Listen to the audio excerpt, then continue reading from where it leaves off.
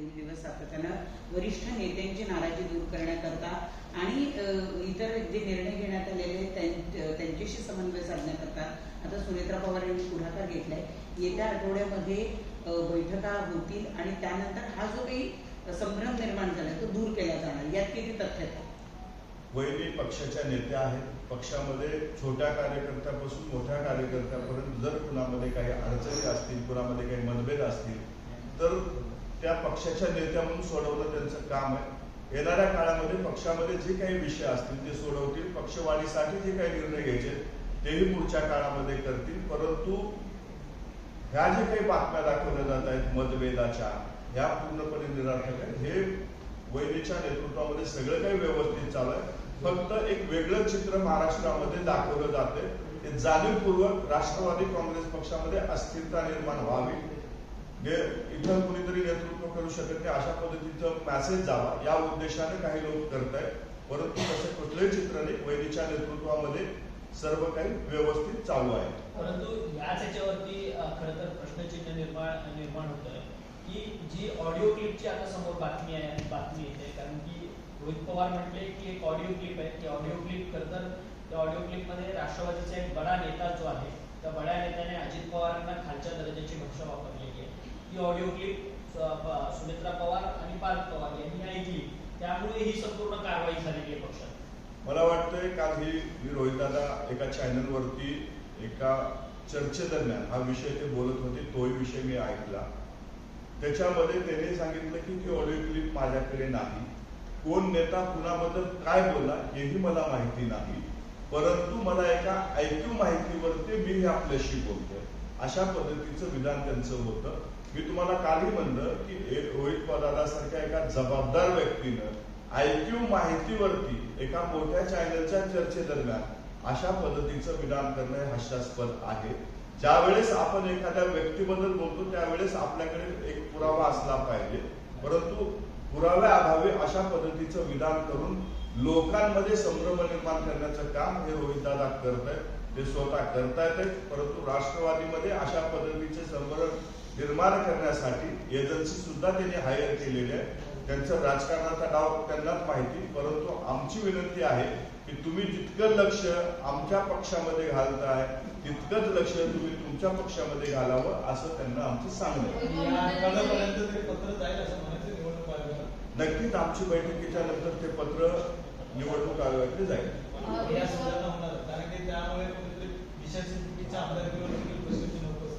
एक तरी माझी पत्रकार बांधवांना विनंती आहे की एखादी बातमी लावत असताना पक्षाचं कॉन्स्टिट्यूशन काय सांगतं हे तितकं पाहण्याचं। जिशान सिद्दीकीच्या पत्रावर तटकरे साहेबांचे सही ते प्रदेशाध्यक्ष आहेत। उद्या मी तुम्हाला एक माहिती म्हणून सांगतो, उद्या तर आमच्या राष्ट्रीय अध्यक्षानं पक्षाच्या घटनेनुसार सांगतोय, निवडणूक आयोगाच्या नियमानुसार सांगतोय, राष्ट्रीय अध्यक्षानं उद्या जर ठरवलं की सूरज चव्हाण यांना एबी फॉर्मवर सह्या करण्याचा अधिकार द्यायचा तर ते देऊ शकतात। याचा अर्थ तो कुठल्या पदावर असावा असा नसतो, तो एबी फॉर्मवर सह्या करण्याचा अधिकार हा पूर्णपणे पक्षाच्या नेतृत्वात आहे, त्यांनी कुणाला द्यायचा तो दिलेला आहे। तटकरे साहेब पक्षाचे प्रांताध्यक्ष, त्यांना तो अधिकार आहे। त्या बातमीमध्ये कुठेही तथ्य नाही, ती बातमी मला वाटते कदाचित नियम माहिती नसल्यामुळे चुकीच्या पद्धतीने दाखवण्यात आलेली आहे। परंतु मी जे 29 एप्रिलला निवडणूक आयोगाला पत्र दिलं, त्या निवडणूक आयोगाच्या पत्राला जे पहिलं कव्हरिंग लेटर तुमच्या राष्ट्रवादी काँग्रेस पक्षाचं आहे त्याच्यावरती थेटपणे लिहिलेलं आहे की ही जी यादी निवडणूक आयोगाला आम्ही सबमिशन करत आहोत ही अंतिम यादी आहे आणि ही यादी तुम्ही ग्राह्य धरा अशा पद्धतीचा मजकूर जो आहे तो निवडणूक आयोगाच्या पहिल्या पत्रामध्ये तुम्ही दिलेला आहे। मग तुम्ही मान्य करताय का की प्रफुल्ल पटेल आणि सुनील तटकरे यांना पदावरून बेदखल करण्याचं काम तुमच्या पक्षाच्या वरिष्ठ नेत्यांनीच केलेलं आहे? बिलकुल नाही। काही ज्या त्रुटी होत्या त्या त्रुटीमध्ये ते सांगण्यात आलं होतं, परंतु जाणीवपूर्वक त्या बाजूला ठेवून काही विशिष्ट घटनेकडे लक्ष देण्यासाठी तशा पद्धतीचं चालवलं। तटकरे साहेब असतील किंवा प्रफुल्लभाई असतील हे पक्षाचे आधी नेते कार्य होते आणि उद्याही राहतील, परंतु त्यांच्याबद्दल आणि पवार कुटुंब म्हणजे दादाच्या कुटुंबाबद्दल मतभेद निर्माण व्हावेत यासाठी अशा पद्धतीच्या खोडसाळ बातम्या दाखवण्याचा प्रयत्न काही लोकांकडून केलेला आहे। आणि जर पत्रामध्ये काही त्रुटी असतील तो पक्षांतर्गतला विषय आहे, वहिनीच्या नेतृत्वात ती सुधारणा केली जाईल, परंतु त्याच्यावरनं एक वेगळं चित्र महाराष्ट्रामध्ये निर्माण केलं जाते, ते चुकीचं आहे. हेच आम्हाला आमचं म्हणणं आहे. त्याच्यावरती खरं तर मग रात्री 1:30 वाजता ट्विट करण्याची गरज काय होती? पत्र 11 पत्र खरं तर 29 तारखेला गेलं. त्याच्यानंतर 11 मेला हे पत्र, म्हणजे 29 तारखेपासून 11 मे पर्यंत पक्षातल्याच नेत्यांना माहित नाही का आपण पक्षाच्या पदावरती आहोत की नाही म्हणून? रात्री 1:30 वाजता ट्विट करण्यामागचा उद्देश हाच होता की आपल्यासारखे अनेक आमचे सहकारी आहेत जे जाणीवपूर्वक आपल्यासारखे, म्हणजे आपण नाही, मी बोलतो मला उत्तर देऊ द्या. अनेक लोक आहेत जे जाणीवपूर्वक, म्हणजे रोहितदादा सारखे लोक आहेत की त्या पत्रावरनं वेगळा अर्थ काढतील म्हणून रात्री 1:30 वाजता ट्विट करून ते सांगितलं गेलं होतं. त्याच्यामध्ये कुठलाही वेगळा अर्थ काढू नये अशी आमची विनंती आहे. रोहित पवार म्हणतात की जरी सूर्या सुळे किंवा शरद पवार साहेब भाजपसोबत गेले तरी मी काय जाणार नाही, त्यांची मागणी मागणार आणि वेगळा निर्णय. बघा, त्यांनी काय निर्णय घ्यावा हा त्यांचा पूर्ण अधिकार, परंतु मला जी माहिती आहे रोहितदादा भारतीय जनता पार्टीवर जावं म्हणून एकत्र राष्ट्रीयवादी असताना सह्या करण्यामध्ये पुढाकार घेणारे आमदार कोण होते तर रोहितदादा होते. आमदारांची मनधरणी करणारे कोण होते तर रोहितदादा होते. रोहितदादांना अनेक आमदारांना एकत्रित घेऊन आपल्या मतदारसंघाच्या विकासासाठी भारतीय जनता पार्टी सोबत सत्तेत गेलं पाहिजे हे म्हणणारे रोहितदादा होते. आज त्यांना असा काय साक्षात्कार झाला मला माहिती नाही, परंतु त्यांनी काय निर्णय घ्यावा हा त्यांचा अधिकार आहे. खरं तर जो देश अनेक दिवसांपासून निर्माण झालेला होता रायगडच्या. आता जी माहिती मिळते सूत्रानुसार मी रायगडचं पालकमंत्री शिवसेनेला जाऊ शकतो आणि त्या ठिकाणची कुठेतरी जागा आहे ती राष्ट्रवादीला. याबाबत माझ्याकडे अधिकृत माहिती नाही. मी याबाबतची अधिकृत माहिती घेऊन आपल्याशी संवाद साधेन. परंतु आता ही जी निवडणूक होणार आहे या निवडणुकीमध्ये राष्ट्रवादीकडे किती जागा आहे, राष्ट्रवादी किती जागांवर लढणार आहे याबाबत आमच्या पक्षांतर्गत बैठक होईल, महायुतीची नंतर बैठक होईल आणि त्यामध्ये आम्ही एकत्रित बसून समन्वय समितीच्या माध्यमातून त्यात अंतिम निर्णय होईल आणि तो आपल्याला आपल्या माध्यमातून महाराष्ट्राच्या जनतेसमोर सांगितला जाईल. तुमच्या जवळचे अत्यंत जवळचे सहकारी आहेत अनेक काँग्रेस पक्षामध्ये सध्या चलबिचल अशी अवस्था निर्माण झाली का? कारण की तुमच्या पक्षाचे जे नेते आहेत प्रफुल्ल पटेल किंवा सुनील तटकरे हे सध्या पक्षाच्या कोणत्याच पदावरती नाही आहेत. राष्ट्रीय कार्यकारिणीत त्यांचं निव्वळ स्थान आहे, त्यामुळे पक्षामध्ये कुठेतरी 2 गट निर्माण झाले. सर्वप्रथम आपल्या माध्यमातून महाराष्ट्राच्या जनतेला राष्ट्रवादी काँग्रेस पक्षावर प्रेम करणाऱ्या पदाधिकारी कार्यकर्त्यांना मी एक सांगू इच्छितो की राष्ट्रवादी पक्षामध्ये कसलीही चलबिचल नाही, नेत्यांमध्ये कसलेही मतभेद नाही, परंतु जाणीवपूर्वक राष्ट्रवादीमध्ये चलबिचल आहे, जाणीवपूर्वक राष्ट्रवादीमध्ये नेत्यांमध्ये मतभेद आहेत. अशा पद्धतीच्या बातम्या काही लोकांकडनं दाखवल्या जातात, पेरल्या जातात आणि त्यामुळं लोकांना वाटतं की राष्ट्रवादी काँग्रेस पक्षामध्ये चलबिचल आहे.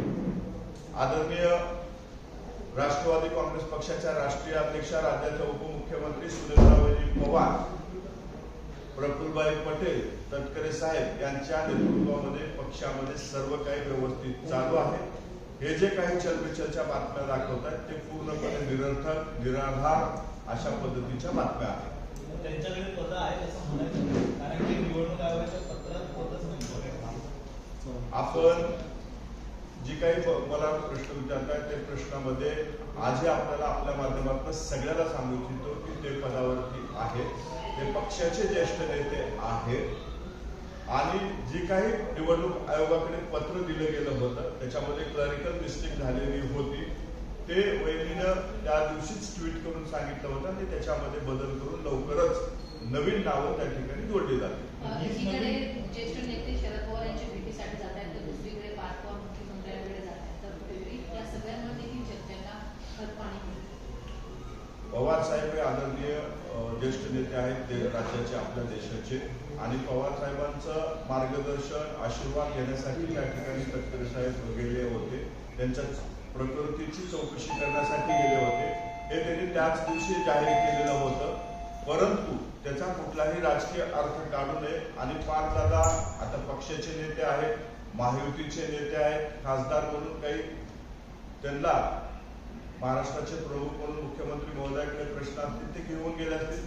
याचा आणि या दोन्ही घटनेचा कुठेही दुरान्वय संबंध नाही. ते वेगवेगळ्या कारणाच्या निमित्तानं दोघांनी भेट घेतलेली आहे. आमदारांमध्ये सुद्धा मोठ्या प्रमाणात चलबिचल आहे आणि त्यामुळेच जे तुमचे आमदार आहेत ते शरद पवार यांच्याकडे जाऊन किंवा त्यांच्याशी संपर्क साधून साहेब तुम्हीच काहीतरी करा अशा प्रकारची मागणी आणि साकडा घालतात. कुठले आमदार गेले होते? पक्षाचे काही कोण? आमच्या पक्षाचा कुठलाही आमदार अशा पद्धतीचं पवार साहेबांची भेट घेतलेला नाही. आमच्या पक्षामध्ये जर साहेबांची भेट घेतली असेल तर ती प्रकृतीच्या विचारपुसासाठी भेट घेतली असेल. कुठेही अस्थिरता नाही. परंतु मी आपल्याला म्हणल्याप्रमाणे जाणीवपूर्वक पक्षामध्ये अस्थिरता आहे हे दाखवण्याचं चित्र काही लोकांकडनं केलं जातंय. वहिनीच्या नेतृत्वामध्ये सर्वजण एकमताने एक दिलाने काम करत आहेत. कोण दाखवतो तुम्हाला कोणाकडे दोष आहे की हे कोण दाखवतो? आमच्यावर प्रेम करणारे आमचे हितचिंतक, राजकीय विरोधक भरपूर आहेत. त्याच्यामध्ये प्रामुख्याने नाव घेतलं तर रोहित दादा हे एक नंबरचं नाव आहे. रोहित दादा जाणीवपूर्वक राष्ट्रवादी काँग्रेस पक्षामध्ये मतभेद कसे निर्माण होतील हे अजितदादांच्या दुःखद निधनानंतर ती जी चालू झालेली प्रक्रिया आहे आजपर्यंत ते करतायत प्रयत्न. मला वाटतं कुठेतरी त्यांनीही आता हे थांबवलं पाहिजे आणि आमच्या पक्षामध्ये आपल्या माध्यमातून परत एकदा सांगतो कसलेही मतभेद नाही. रोहित पवारांचा तुम्ही उल्लेख करताय, मात्र हे निवडणूक आयोगाला दिलेलं पत्र आणि या रोहित पवारांचा नेमकं काय संबंध येतो? कारण की पत्र ज्यावेळेस दिलं त्यावेळेस खरं तर कुठलीच पदाचा उल्लेख नाहीये. त्यामुळे या दोघांमध्ये या संबंध काय? आपण जर बातम्या पाहिल्या असतील वहिनीनं त्याच्यामध्ये स्पष्टपणे एक्सपोर्टच्या माध्यमातून सांगितलं की क्लरिकल मिस्टेक आहे, त्याच्यामध्ये बदल करण्यात येईल. तटकरे साहेबालाही आपण प्रश्न विचारला, त्याच्यानंतर तेही म्हणले की आमच्यामध्ये कुठेही मतभेद नाही, आमचा योग्य समन्वय आहे. मग जर दोन्ही नेते ज्यांच्यामध्ये तुम्ही म्हणता की मतभेद आहे, दोन्ही नेते म्हणतात की आमचा चांगला समन्वय, पण नेमका मतभेद कुठं आणि कसा झाला हे तुम्हीच आम्हाला सांगावं. जाणीवपूर्वक अशा पद्धतीचे मतभेद आहेत. वारंवार माध्यमामध्ये कोण सांगते तर रोहित दादाच सांगताय. म्हणून आम्ही म्हणतो की आमच्या पक्षामध्ये जास्त लक्ष त्यांनी देऊ नये, त्यांनी त्यांच्या पक्षामध्ये लक्ष द्यावं एवढंच आमचं त्यांना म्हणणं. परंतु आता जे निवडणूक आयोगाला पत्र जे गेले आहे ते 29 एप्रिलला गेलेलं आहे आणि आता जवळपास 18 मे म्हणजे जवळपास ही म्हणजे 18 दिवस कालावधी गेलेला आहे आणि अजून देखील जे क्लिरिकल मिस्टेक झाले असं तुम्ही म्हणताय त्याच्यानंतर निवडणूक आयोगाला जे अद्ययावत पत्र द्यायचं होतं त्या पत्रामध्ये पुन्हा एकदा उल्लेख करायचा होता की तुम्हाला राष्ट्रवादी काँग्रेस पक्षाचे राष्ट्रीय कार्याध्यक्ष प्रफुल्ल पटेल आणि प्रदेशाध्यक्ष महाराष्ट्राचे सुनील तटकरे हे अद्ययावत पत्र अजूनपर्यंत का गेलं नाहीये? म्हणजे ह्याला जायला का उशीर होतोय? निवडणूक आयोगाला तुम्ही हा म्हणजे वेळ का घेतात निवडणूक आयोगाकडे जायचं? एक आपल्याला मी सांगू इच्छितो की ऑफिस बेरर असतील किंवा वर्किंग कमिटी मेंबर्स असतील त्याच्यामध्ये आणखी नवीन नावं जोडले जाणार आहेत. त्यासाठी आमच्या वरिष्ठ नेत्यांची बैठक आदरणीय वहिनीच्या नेतृत्वामध्ये होईल आणि त्या बैठकीनंतर ती नावं पाठवली जातील. फक्त या दोघांसाठीच नाही तर अजून ऍडिशन काही होतील आणि नवीन नावं आपल्याला लवकरच ते दिसून येतील. याच्यामध्ये असं कळत आहे की शेवटी सुनेत्रा पवार यांना एकत्र सोबत राहायचा, आम्हाला एकत्र दिसायचं, परंतु तेच आनंद परांजपे पक्ष सोडताना पाहायला मिळतात आणि तेच आनंद परांजपे पक्ष सोडल्यानंतर सुद्धा शरद पवारांची भेट घेतात. आनंद परांजपेंची कुठेतरी पक्षामध्ये खदखद होती का? कारण की विधान परिषदची निवडणूक असेल की पक्षातल्या काम करणाऱ्या व्यक्तीला भेटत नाही, त्याचमुळे ते पक्ष सोडून दिले. अनेक वर्ष राष्ट्रवादी काँग्रेस पक्षासोबत त्यांनी काम केलेले, पक्ष संघटनेमध्ये अनेक पदावरती त्यांनी काम केलेले. ठाणे शहराध्यक्ष असू द्या, सरचिटणीस, मुख्य प्रवक्ते किंवा ठाणे पालघर जिल्ह्याचा संपर्क मंत्री म्हणून त्यांनी त्या ठिकाणी काम केलेले. संघटनेसाठी मोठं योगदान त्यांचं राहिलेलं. परंतु त्यांच्या जाण्यानं नक्कीच त्या ठिकाणी रिकामी जागा झालेली आहे. मला वाटतं त्यांनी जर नेतृत्वाशी व्यवस्थित चर्चा केली असती तर कुठंतरी त्यांच्या मनामध्ये जे दुःख होतं ते दूर झालं असतं. परंतु त्याने कुणाशी चर्चा न करता तो निर्णय घेतला. तो आमच्यासाठी नक्कीच दुर्दैवी आहे.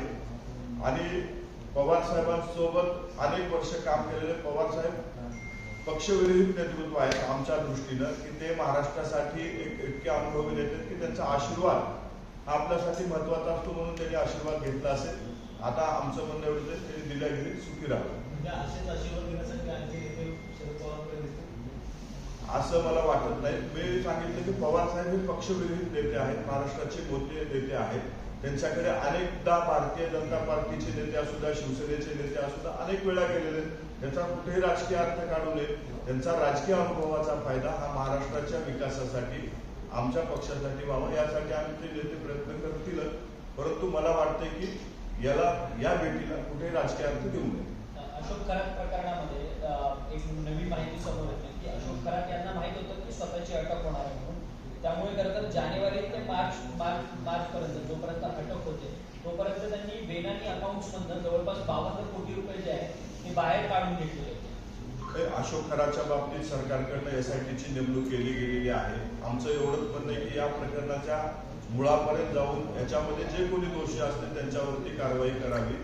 या चौकशी चालू असताना त्याच्यावरती अधिक भाष्य करणं योग्य राहणार नाही. परंतु राष्ट्रवादी काँग्रेस पक्षाची हीच भूमिका आहे की खरात प्रकरणात जे कोणी दोषी असतील त्यांच्यावरती कठोर कारवाई व्हावी.